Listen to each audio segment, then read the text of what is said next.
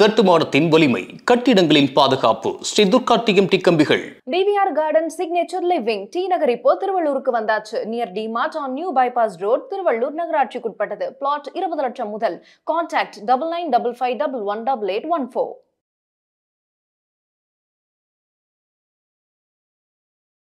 News cafe நேயர்களுக்கு வணக்கம். நம்ம வாரம் வீக்லி அப்டேட் கொடுப்போம். ப்ளஸ் போனஸ் பற்றி நம்ம பேசுவோம். ஏன்னா போனஸ் ஸ்டாக் ஸ்பிளிட்னா அது ஒரு சம்பவம் நடக்குது. இப்போ போனஸ் ஸ்டாக் ஸ்பிளிட் அந்த சம்பவம் இல்லை இப்போதைக்கு. அதனால் நம்ம வேற ஒரு சம்பவம் பற்றி பேச போகிறோம். இது அது ரெண்டுத்தை விட பெரிய சம்பவம். இது ரொம்ப இம்பார்ட்டன்ட். இது பேர் கேப் அப். ஒரு நல்ல ஒரு ஸ்டாக்கோட தலையெழுத்து மாறிச்சுனாக்கா பாசிட்டிவாக நான் சொல்கிறது cap up positive, cap down negative. Cap up பற்றி தான் பேச போகிறோம். ஒரு ஸ்டாக்கில் திடீர்னு ஒரு பெரிய நல்ல நெகட்டிவ் நடந்தாக்கா அது ரீரேட் ஆகி கேப்பில் மேலே போயிடும். ஓகே, எக்ஸசிவ் பையிங் நம்ம காலையிலே மேலே போயிடும். அது பேர் கேப் அப் ஸ்டாக்ஸ் என்ன இருக்குதுனாக்கா அந்த மாதிரி இருக்கிற ஸ்டாக்கில் ஏதோ ஒரு சம்பவம் நடக்குதுன்னு அர்த்தம். இப்போ ஒரு பங்குச்சந்தையில் ஸ்டாக் ஒரு மொமெண்டமில் வர்றது, ஒரு மேலே போகிறது கண்டினியூஸாக, இதுக்கெல்லாம் ஏதாவது நடக்கணும்னாக்கா அந்த ஸ்டாக் மீது ஒரு சம்பவம் நடக்கணும். போனஸ்ன்ற சம்பவம், ஸ்டாக் ஸ்பிளிட் ஒரு சம்பவம், போர்ட் மீட்டிங் சம்பவம், டிவிடெண்ட் ஒரு சம்பவம். இதெல்லாம் சின்ன விஷயங்கள். டிவிடெண்ட்லாம் ஸ்டாக்ஸ் போனஸ் பெரிய சம்பவம். அதே மாதிரி கேப் அப் ரொம்ப பெரிய சம்பவம். ஸோ கேப் அப் இப்படியே 100 ரூபாய் இருக்க ஸ்டாக்கு அடுத்த நாள் 110 ரூபாயில் மேலே போய் ட்ரேட் ஆகும். மேலே போய் ட்ரேட் ஆகி 107, 108 ரூபாயில் க்ளோஸ் ஆகும்.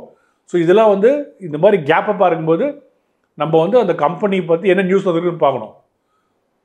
சம்டைம்ஸ் பேட் நியூஸில் கூட கேப் அப் போட்டு நம்ம விற்றுருவாங்க. அது நியூஸ் நம்ம பார்த்துக்கணும். ப்ளஸ் அந்த மாதிரி கம்பெனி வரும்போது அவங்க என்ன பண்ணுறான்னு நம்ம தெரிஞ்சுக்கணும். நம்ம அந்த மாதிரி ஒரு 4 கம்பெனி பற்றி பேச போகிறோம். 4 கம்பெனி பற்றி நம்ம இன்றைக்கி பேச போகிறோம்.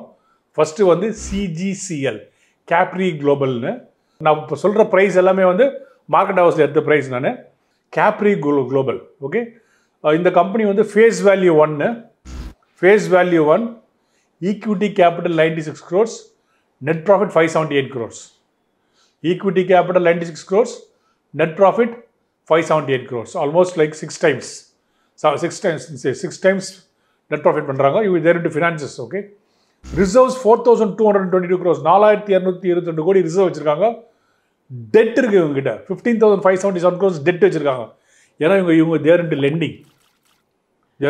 லெண்டிங்னால என்ன ஆகுனாக்கா அவங்க பாரோ பண்ணுவாங்க. சொந்த பணத்தில் லெண்ட் பண்ணுவாங்க, பாரோ பண்ணி லெண்ட் பண்ணுவாங்க. ஸோ 15,500 கோடி அவங்க கடனில் டெட் வச்சுருக்காங்க அவங்களுக்கு. ஸோ அதனால் டெட்டுன்றது என்னன்னாக்கா it's not it's great thing. But நிறைய டெட் இல்லாத பெஸ்ட்டு டெட் இல்லாத கம்பெனி தான். இதில் டெட் இருக்குது. இதில் டெட் இருந்தாக்கா நம்ம கொஞ்சம் கேர்ஃபுல்லாக இருக்கணும்.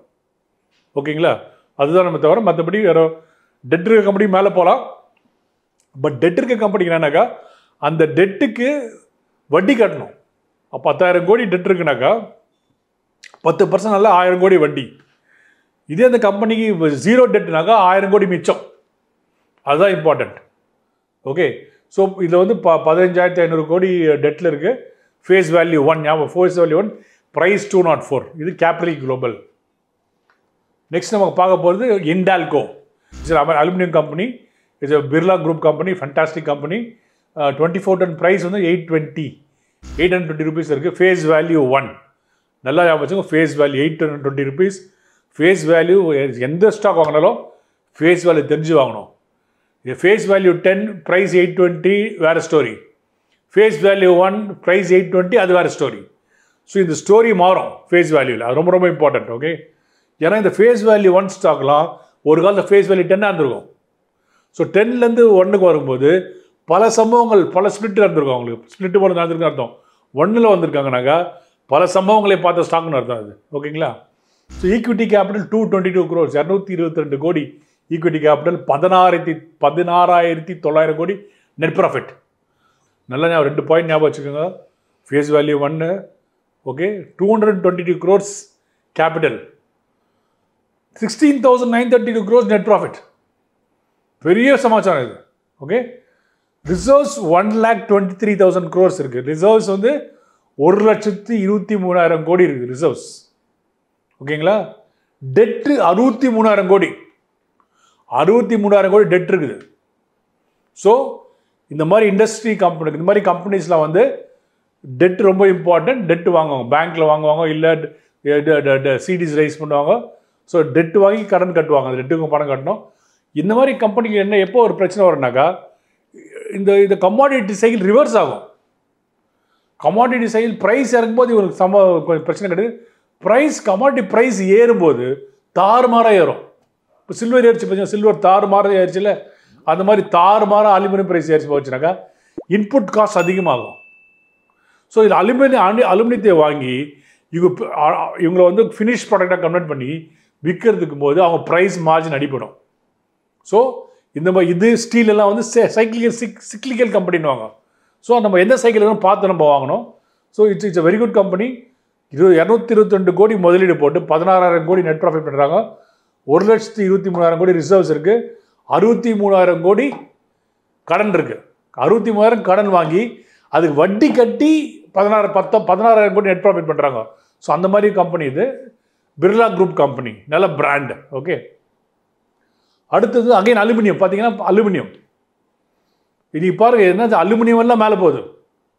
ஸோ அலுமினியத்தில் ஏதோ சம்பவம் நடக்குது இப்போ. ஸோ அலுமினியம் சம்பவம் நடக்குது. இதுதான் எக்ஸாம்பிள், இதுதான் மீனிங்.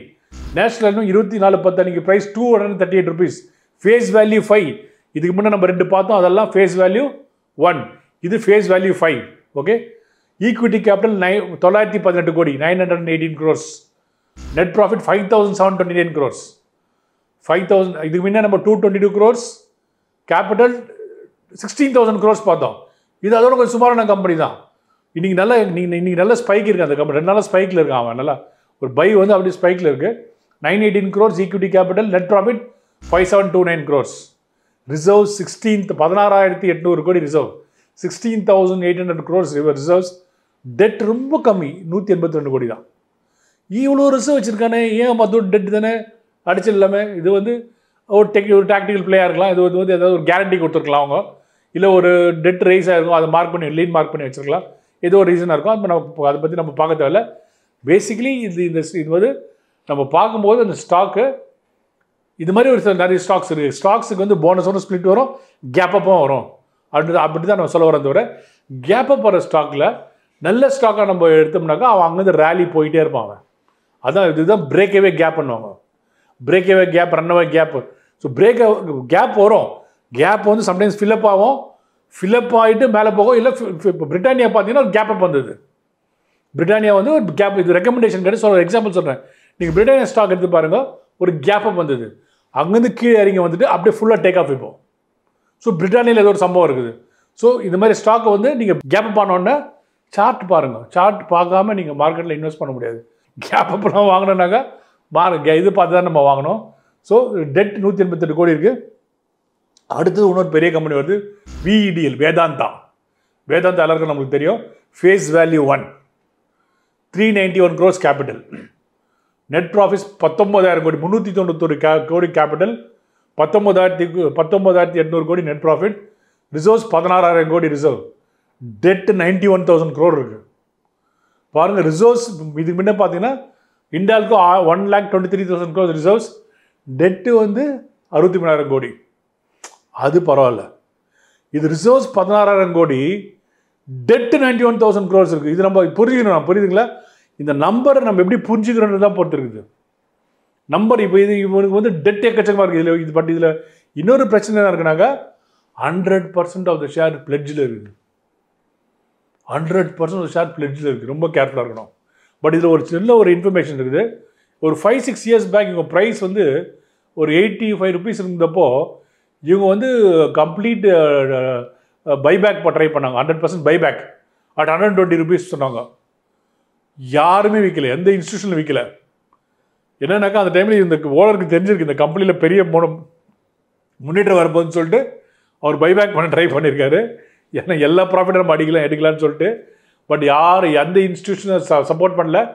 ப்ரைஸ் பாருங்கள், இப்போ வந்து 495 ரூபா போயிருக்கு. ஓகே, ஸோ இதுதான் இது வீடியோவில் பற்றி ஒரு இன்ஃபர்மேஷன் பிளட்ஜ் இருக்குது இதில். ஸோ ஜென்ரலாகவே வந்து ரீட்டைல் இன்வெஸ்டர்னாக்கா கடன் இருக்க ஸ்டாக் அவாய்ட் பண்ணணும். ஓகேங்களா? 1. 2வது வந்து பிளட்ஜ் இருக்க ஸ்டாக் அறவே அவாய்ட் பண்ணணும். ஓகே, ஸோ இது ரொம்ப ரொம்ப இம்பார்ட்டன்ட். ஸோ நம்ம கேப்பை பற்றி பார்த்தோம். கேப் டவுன் நம்ம அவ்வளோ பார்க்க தேவையில்ல. பட் உங்ககிட்ட ஒரு ஸ்டாக் வந்து கேப் டவுன் ஆச்சுன்னா அந்த சம்பவம் வேறு மாதிரி இருக்கும், தரட்டண்டிடும். கேப் டவுனுக்கு ஒரு எக்ஸாம்பிள் நான் சொல்கிறேன். கல்யாண் ஜுவல்லர்ஸ் பாருங்கள். கல்யாண் ஜுவல்லர்ஸ் ஸ்டாக் பாருங்கள். கொஞ்ச நாளைக்கு முன்னாடி கேப் டவுன் ஆச்சு. கேப் டவுன் ஆகிட்டு அவர் என்னன்னு பாருங்கள். ஸோ ஸ்டாக்கு கேப் டவுன் ஆகுதுனாக்கா பெரிய ஆளுங்கெல்லாம் விற்றுட்டு ஓடுறாங்கன்னு அர்த்தம்.